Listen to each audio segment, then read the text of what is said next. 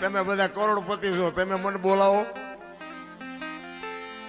કોઈ નથી બોલાવે એવું બાપુ. પણ આ અંતરના ઊંડાણ ની કોક વેધુને કરાય વાત, આને સોરે નો સીતરાય સીતની વાતું શંકરા. અમારે ઘણું કેવું છે, પણ કહેવાનો મારો મિનિંગ ઈ છે કે માં હોય મોટે બોલું માં, એ હાથે નાનપણ સાંભળે, એ મલક બધાની મજા પછી કડવી લાગે કાગડા.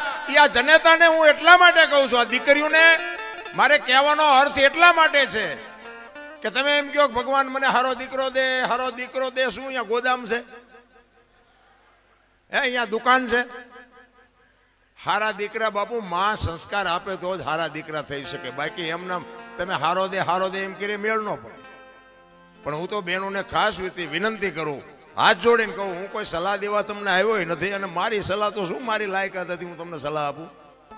પણ મારો કહેવાનો, મારી વાતની અમુક બાપુ નોંધ કરજો અને એનો અનુભવ કરજો. હું કોઈ પાવરની વાત નથી કરતો,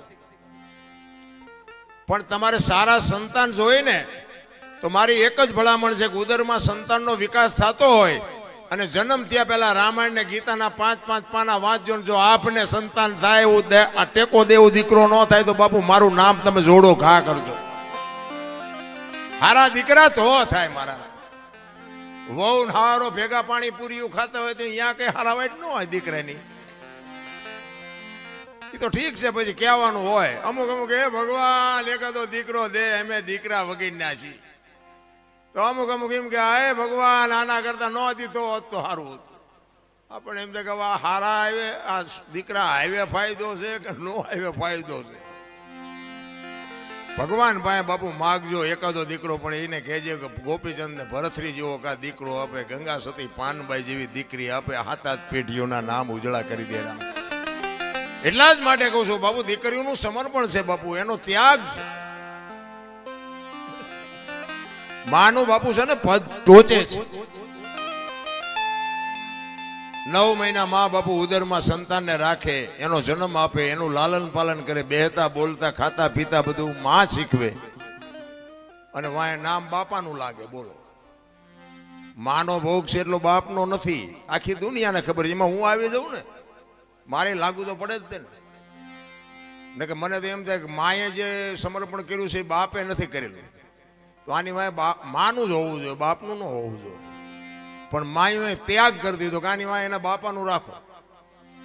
કોકે પૂછ્યું કે પણ તારો આટલો ભોગ અને બાપનું નામ શું કામ?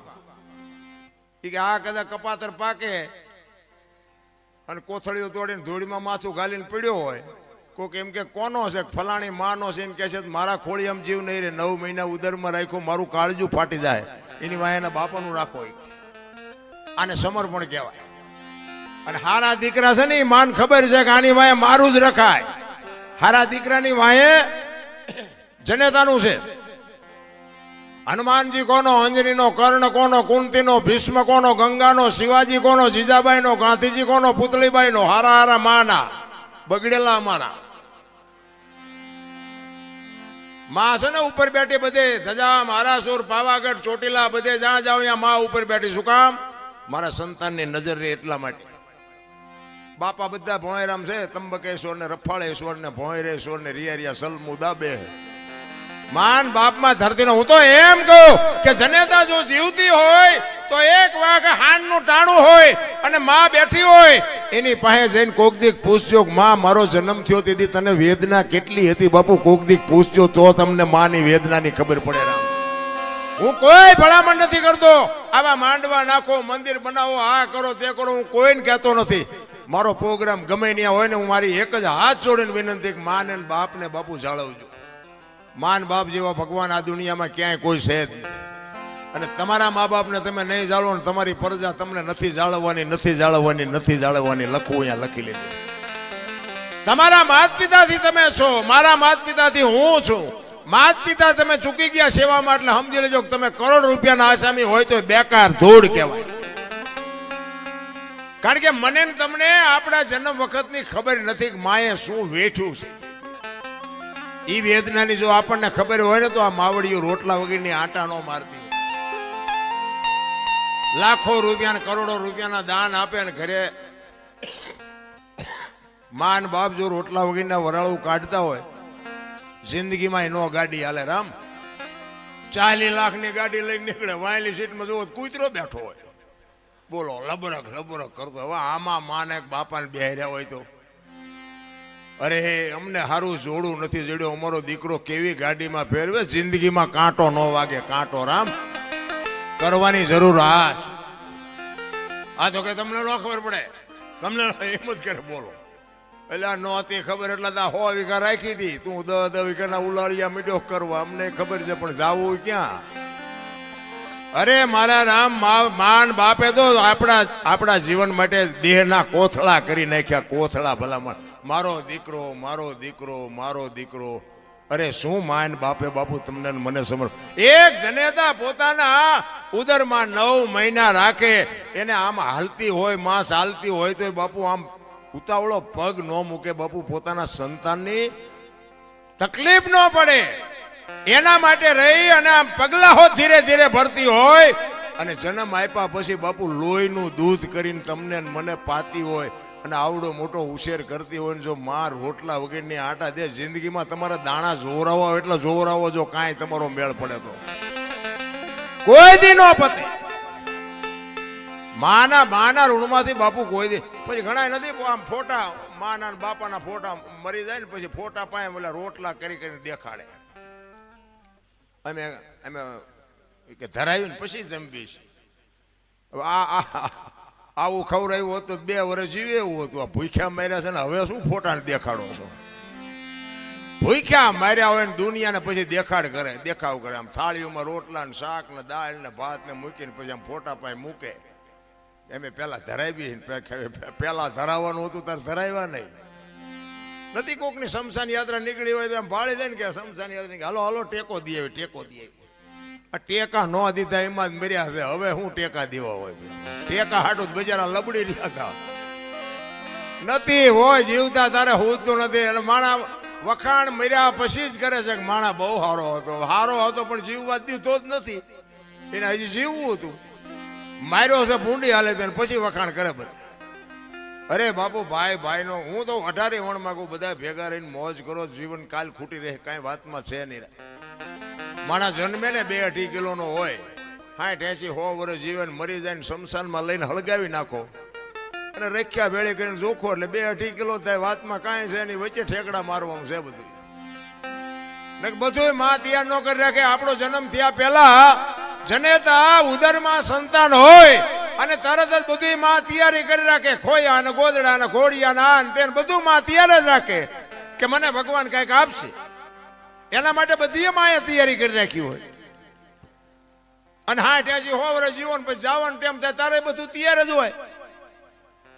લાકડા તૈયાર હોય, ઉપાડનારા હોય, ગોઠવનારા હોય, દિવાળી મૂકનારા હોય, ઘોંકા મારનારા હોય. તા પહેલી ને છેલ્લી 2 તૈયારી છતાં વટલી નહીં કરી રાખી હોય.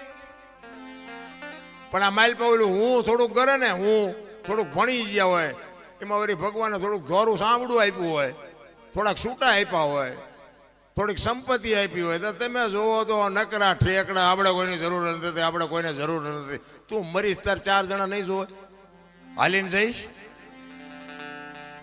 અહંકાર કહે છે મારે કોઈની જરૂર નથી, અનુભવ કહે છે મારે ચપટી ધૂળની જરૂર છે. બાપુ કોઈ અહંકાર કરવાને કંસ કૌરવ અને રાવણ જેવા દુનિયામાં હતા નહોતા થઈ ગયા. એમની પાસે આપણું એની રજ નથી. ભગવાનને ધ્રુજાવે એવા આ કૃષ્ણ પરમાત્માનો પ્રસંગ છે ને. કૃષ્ણ પરમાત્મા તમે વિચાર કરજો, કંસની તમને એક વાત કરું કે એના બેન દેવકીજી અને વસુદેવ મહારાજ હતા ને.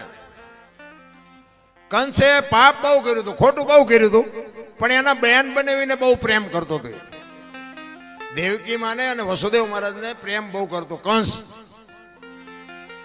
એટલે એકવાર આમ રથમાં બેહાડી અને બેનને બનાવીને રથમાં બેહાડી અને આમ બગીચામાં ફરતા હતા. એમાં આકાશવાણી થઈ. એના કર્મનો બાપુ ઘડો ભરાવા આવ્યો ને એટલે આકાશવાણી થઈ કે કંસ તું આટલો બધો તારી બેન બનાવીને પ્રેમ કરસ ને, પણ તારી બેનનું 8મું સંતાન જ તારું મોતનું કારણ બનશે. હવે મને કાલ મારી નાખવાના છે એમ કે એટલે તો પછી બાપુ ફડકા વધી જાય.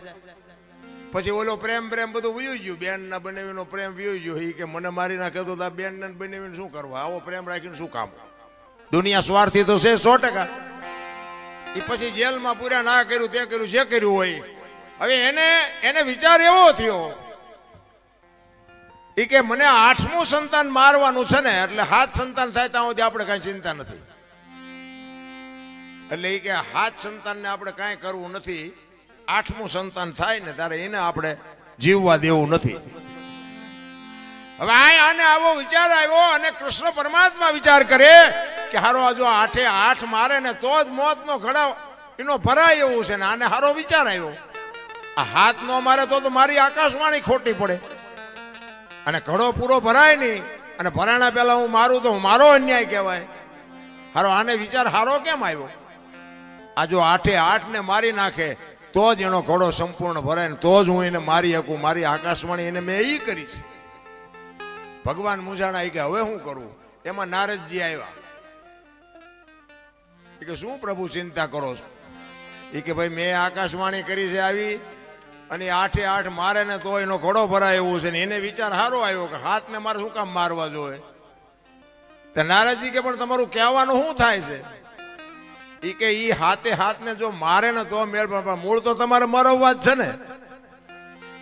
તમારે ન ખોટું કરવું હોય પણ દુનિયા તમને ખોટું કરાવે. મૂળ તો એ કે મરવી જ નાખવા છે ને, એ તો હું મરવી નાખી, તમે શું કામ મૂંઝાવશો? એ કે એ નારદજી આવ્યા ને તો કંસ આખી સભા ભરીને બેઠો હતો. એટલે નારદજીને જોયા ને એટલે કંસ સામો આવ્યો, પધારો પધારો ભૂદેવ પધારો. એ કે શું આવડી મોટી સભા ભરીને બેઠા છો? એ કે ભાઈ એક પ્રશ્ન મૂંઝાણો. એમાં સભામાં અડધા એમ કે મારી નખાય, અડધા એમ કે ભાઈ નો મરાય, 7 ને હું કામ મારવા જોઈએ? એટલે નારદજી આવ્યા.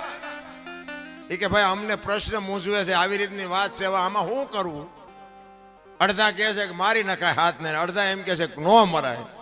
તમારું શું કેવું? તમે જે નિર્ણય કરો. એ કે હું તો તમને નિર્ણય કરાવું, પણ તમે શું નક્કી કર્યું? કંસ કે પણ મેં તો એ નક્કી કર્યું છે કે 8મું સંતાન મને મારવાનું છે, એવી આકાશવાણી થઈ છે. તો 8મા સંતાનને મરવાનું, તો 7 ને મારે શું કામ મારવા જોઈએ? નારદજી કે ઈ જ તમારી ભૂલ છે, 8 ને મારી જ નખાય. એ કે પણ તમે વિચાર તો કરો, એને ભગવાન એવું બોલ્યા છે કે 8મું સંતાન તો 1 2 3 4 5 6 7 પછી જ 8 આવે ને. 7 ને મારવાનો અરજ શું? એ કે તમે નહીં સમજો, હું તમને સમજાવું. એ કે આમ દિવાલ ઉપર લીટા કરો. જો આ નારદજી બાપુ ખોટું જે કરાવવા વાળા હોય ને એ તમને ગમે ઊંધા કાન પકડાવીને તમને ખોટું કરાવે. નારદજી કે આમ તમે લીટા કરો. આમ લીટા કરાવ્યા 8. એ કે લીટા હું કામ? એ કે હું તમને કહું એમ કરો ને. એ આમ 8 લીટા કરાવ્યા. એ કે ગણો. એટલે આમ ગણ્યા 1 2 3 4 5 6. એ કે 8મો આ થયું ને? તો કે હા. કે તમે આનપાથી ગણ્યા ને ભગવાન છે કે આનપાથી ગણશે તો? એ કે તો હારું પેલું રહ્યું જ મને મારી નાખે. એટલે કહું છું કે 7 ને પતાવી દો. તો કે તો પતાવી દો. તમારે નથી કરવું, દુનિયા કરાવે. દુનિયા ઊંધા કાન જગત પકડાવે છે. કોઈને બાપુ એવું કરવું જ નથી. મારો કહેવાનો મિનિંગ બાપુ આ ઇતિહાસ છે ને બધું ગૂઢ ઇતિહાસ છે. કારણ કે નકે તમને મને વિચાર આવે કે જો આ સંતાનની બીકથી કંસને બાપુ આટલી બધી તકલીફ પડી હોય તો આ જેલમાં હું કામ? જેલમાં બેન ભેગા હું કામ પૂરે? આ બધી અટપટી વાત છે. એટલામાં બહુ ઊંડું ઉતરે જેવું નથી. એટલા માટે મારે એક માની વાણી કરવી છે. તમારી જેવી મોજ છે એવો આનંદ કરાવીશું. પણ આમાં કેવું છે કે મેં કીધું મારે 7-8 રાતું ખેંચી છે ને, એટલે ક્યારેક ક્યારેક ગોટે ચડે બધું. એટલે પુરુષોત્તમ બાપુ એક વાણી, બાપુ જેટલા મહાપુરુષો છે ને એ તમે વિચાર કરો કે આજે આપણે બધાને યાદ કરી છે, એના માત પિતાના સંસ્કાર કેવા છે. કેટલા મા બાપે બાપુ એના સંસ્કાર કેવા આપ્યા છે કે આજે આખી દુનિયા એના ગાણા ગાય છે. અમારે અહીંયા કઈ કોથળા નથી આવતા. આ હરિચંદ્રની વાત કરી કે સગાળસાની ગમે એની વાત કરી તો એની પેઢીઓના અમારે અહીંયા કોથળા નથી આવતા. એના મા બાપે બાપુ કેવા સંસ્કારનું સિંચન કર્યું છે, આજે દુનિયા એના ગાણા ગાય છે. એટલા માટે પુરુષોત્તમ બાપુ એની વાણીમાં એની માની વાત કરે છે કે મારી મા તો મારી મા છે ભાઈ. અને બાપુ માનું જો જતન કરતા તમને આવડી જાય તો જિંદગીમાં સતયુગનો બાપ છે આ સમય રહ્યો ને. બાકી તો બધા વાર્તાઓ કરે છે. ઘણા કે સ્વર્ગમાં ઇન્દ્ર ભગવાન કે સોનાના સિંહાસન ઉપર બેઠા છે ને ઇન્દ્રની અપસરાયું નાચે છે ને અહીંયા ફુવારા છે ને અહીંયા કોઈક જી આવ્યું હોય કોને મારે પગ ઝાલવા જી આવ્યું કોઈ આમ જ હાલે તારે બધું ડીંગો ડીંગ જ તે. આ નથી લાગતું સ્વર્ગ જેવું નથી લાગતું. આ લગ્ન થયા તે દી આવા માંડવા નથી નાખ્યા. લ્યો આદર દહીશ પડે તો આમાં જા ખબર પડે એવું છે. ઓલા તો ઘર એવા હતા વરસાદ થાય તો આખા ઘરના બકડિયા લઈને રખડતા હોય દંદુડિયું જ થતી હોય એટલે હું ઉચારે. લ્યો આ સ્વર્ગ નો બાપ નથી. સ્વર્ગ કરતા સોહામણું નથી. આ કેટલા માણા બેઠા નિરાય દે કદાચ 25 ઇંચ વરસાદ પડે તો આ કઈ ફેર પડે એવું છે. આટલી ખુરશીઓ ને આટલા સોફા. અરે બાપુ સારું ગોદડું નથી જડ્યું તોય હજી રોવે જ છે બધા. અમારે બે કઈ નથી કઈ નથી. ઓલા માગણ આવે ને કે એ બાપા કઈક દો એ બાપા કઈક કે આગળ જા આગળ. આટલું આપ્યું તો એમ જ કરે આગળ જા આગળ. હવે આગળ ઠેઠ સુધી તારા જેવા જ છે. દેને બટકું રોટલો દેને નહીં મરી જા. બધા આ જ વાત છે. તેથી કાંઈ નહોતું ને બાપુ. આપણા માવતર બાપુ અડધો રોટલો હોય ને તો એમાંથી અડધો આપતા હતા. હવે અત્યારે મૂક્યાનો માર્ગ નથી ત્યાં ડેલી આડી કરે. દવાખાને દેવા જવું પડશે. ઓલો તો હિસાબ કરી જ નાખશે. એમાં કઈ હાલવાનું નથી રામ. એ બધું રેડી કમ્પ્લીટ જ રાખે છે. મેં તો કઈ જે કંઈક મોકે વાપરો કંઈક સમયે વાપરો. જ્યાં ત્યાં નહીં પણ વ્યવસ્થિત જગ્યાએ કંઈક વાપરો તો દવાખાના ઓછા આવશે. પૈસા જ્યાં વધુ છે ને જ્યાં પૈસા વધારે આવે ને પૈસા હારે જ રોગ આવે. લખવું જ લખલી. જ્યાં સુધી તમારા પૈસા ન હોય ને ત્યાં સુધી તમે ગમે એવા લઠ્ઠા લો ને તો કઈ થાય જ. કરોડપતિ છે ને એવડે 8 દી ને 8 દી બીપી મપાવે લ્યો. અને દવાખાને જાય ને તો એ ડોક્ટર એક જ વાત કરે દાળ ભાત સિવાય કાંઈ ખાતું જ મર્યો. હવે શું પૈસા શું કરવા. અને આ ઝૂંપડામાં રહ્યો તમે જુઓ માગીને ખાય આખી દુનિયામાંથી માગીને રોટલા લાવે ગટરોમાંથી પાણી પીવે. કોઈ દી થાય શકે. ઘણા પાછા શું કે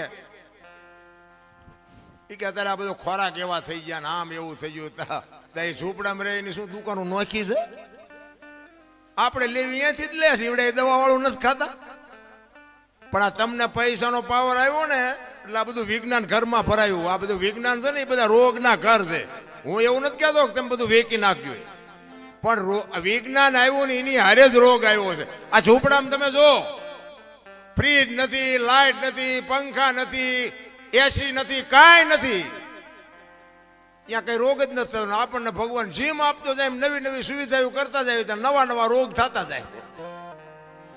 ને કે આપણા આમ ઘડિયાળના કાંઠે ખાઈ છે ને ઘડિયાળના કાંઠે હુઈ છે ને ઘડિયાળના કાંઠે ચા પીને ઘડિયાળના કાંઠે જાગી. એટલે આટલું બધું તમે થેરિકલ જીવો છો તોય શું કામ માદા પડો. આ ઝૂંપડામાં રહીને એ તમે જુઓ ટીકડી નથી લેવી પડતી. ટીકડી પણ ભગવાનને ખબર છે કે આની પાસે 18 રૂપિયા રિપોર્ટના હોવા જોઈએ ને બિચારાને ટીકડી ક્યાંથી લેવી પડે. ઓલું ડેન્ગ્યુ થયો પેલું ડેન્ગ્યુ આવ્યું હતું ને ડેન્ગ્યુ તો તમે જુઓ ને તો આમ હારામાં હારો બંગલો હોય ને બારીઓ બારણા પેક હોય ને માલપા મસરદાનીઓ હોય ને બધું હોય ને તોય મસર અહીંયા જઈને કરડી જતા. બોલો ત્યાં ઝૂંપડામાં કાંઈ બારણા કઈ હોય જ નહીં. મસરીને નહીં ભાળતા.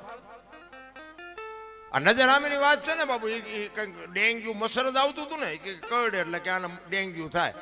ત્યાં બંગલામાં ઠેઠ પહોંચી જાય તો ઝૂંપડામાં ન કરડી શકે. પછી એને ખબર છે ઓલાને અહીંયા જાય એ આ દુનિયાના કાળા ધોળા કરીને હૂતો છે. ઓલા બિચારા કાળી મજૂરી કરીને હૂતા છે. આમને કહીડે આમને. આ કોરોનામાં બાપુ હારાનો જ વારો લીધો છે. બહુ નાના માણસ નથી મર્યા બહુ. હા એ દયાળુ છે એને બધી ખબર છે આપણે શું કરીએ છીએ ને બધી ખબર છે. આમાં પ્રેમથી જેને વાપર્યું છે ને એને ખબર છે. અને આવું કરતા હોય ને એમાં અમુક નડે તે આવા બધા કામમાં કઈ બધા નો સાથ સહકાર આપે. એક બે તો નડે એવા હોય. આ અમે ગમે પ્રોગ્રામમાં જઈએ તો બધા કે અમને સાંભળવા ન બેઠા હોય. એક બે તો અમારી ભૂલ ક્યાં આવે છે ગોતવા હાટું બેઠા હોય.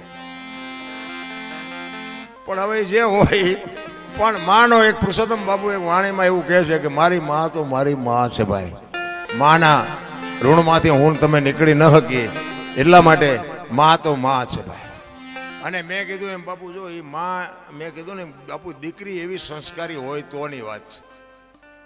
બાકી તો પ્રસંગો બધાને ખબર છે. અમુક જે મા બાપના ઇજ્જત ઉપર ને એની કાળજા માથે બાપુ પગ મૂકીને દીકરીઓ ન કરવાના પગલા ભરે છે ને, એ દીકરીઓ માટે વાત જ નથી કે મા બાપ બાપુ જીવીએ ન હોકે મરીએ ન હોકે, કોઈ સાથે કાઢીને હાલી ન હોકે, એવી દીકરીઓ છે આ દુનિયામાં. બધાને ખબર છે, આ તો હું મારો ટાઈમ કાઢું છું, બાકી તમને નથી ખબર, બધા જાણે છે. પણ બાપુ બધાને બંગલાની ગાડીઓ ન હોય, ભાગ હોય ને એ જ સાચી વાત છે. આપણા માતા પિતા જે કરે ને એ બાપુ આપણા માટે વ્યાજબી જ હોય. બીજી વાત કે કાંઈ પણ બાપુ સુખ દુઃખનું વાદળું ચડે ને તેથી બાપડા માવતરના ડેલા ઉઘાડા હશે ને તો તમે બાપુ કંઈક વાત કરી શકશો. બાકી બધા ડેલા બંધ કરીને જાશો ને તેથી બાપુ તમારું કોઈ નહીં હોય. સમજી લેજો તમે આ દુનિયામાંથી ગયા એમ સમજી લેજો. એટલા માટે કહું છું. એટલે પુરુષોત્તમ કહે છે, શું કહે છે?